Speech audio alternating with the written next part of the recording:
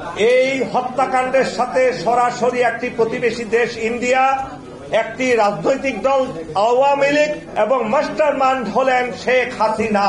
অনেকেই ছিলেন সেই তদন্ত আদালতে, কেউ তারা মুখ খুলেননি, কখনো খুলেননি। বিপ্লবের প্রতি বিপ্লব হয়। যাদেরকে চাকরি থেকে অব্যাহতি দেওয়া হয়েছিল তাদেরকে, যাদের বয়স আছে তাদেরকে পুনরায় চাকরিতে নেওয়া হোক, তাদেরকে ক্ষতিপূরণ দেওয়া হোক। আমি চাই সঠিক তদন্ত হোক, দোষী ব্যক্তিদেরকে দৃষ্টান্তমূলক শাস্তি দেওয়া হোক। না হলে আমরা যে আন্দোলনের দ্বিতীয় একটি মুক্ত দেশ পেয়েছি, সেই মুক্ত দেশ আবার মুখ থুবড়ে পড়বে। মনে রাখবেন, শত্রু চারিদিকে বিরাজমান, এক এক দিন এক এক ভেসে আসবে। আপনারা দেখতে পাচ্ছেন, কোনদিন রিক্সাওয়ালার ভেসে, কোনদিন ডাক্তারের ভেসে, কোনদিন গার্মেন্টস কর্মীর ভেসে আসতেছে। এরা আসবে, এরা ষড়যন্ত্র চালিয়ে যাবে। 25 বছরে যে লুটতরাজ করেছে সেটা হঠাৎ করে এই মসনদ চলে যাবে এবং ছেড়ে দিবে, এটা আমি বিশ্বাস করি না। আমি একজন সিনিয়র সেনা কর্মকর্তা হিসেবে আমি বিশ্বাস করি বিপ্লবের প্রতি বিপ্লব হয়, সেই বিচারও ওই অবিচারেই থেকে যাবে। এবং এই তদন্ত আদালতের সাথে যারা জড়িত ছিল অথবা যারা বিভিন্ন সময়ে প্রতিবাদ করেছে তাদেরকে চাকরি থেকে অব্যাহতি দেওয়া হয়েছে অথবা তাদের কারো পদোন্নতি হয় নাই।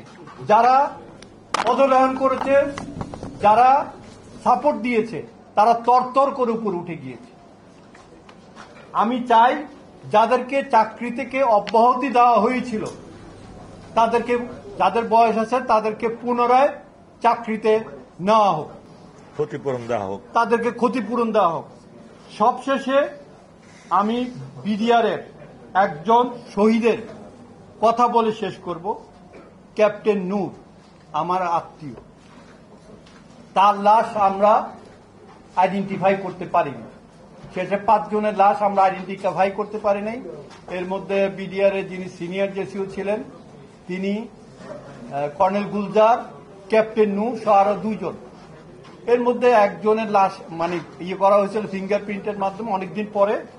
তদন্ত আদালতের, সামরিক তদন্ত, সেনাবাহিনীর তদন্ত আদালতের সেকেন্ড ম্যান অর্থাৎ লেফটেন্যান্ট জেনারেল জাহাঙ্গীরের পরে যিনি ছিলেন মেজর জেনারেল, তার বক্তব্য শুনলেন যে তথ্যগুলো আপনারা কখনো জানতেন না।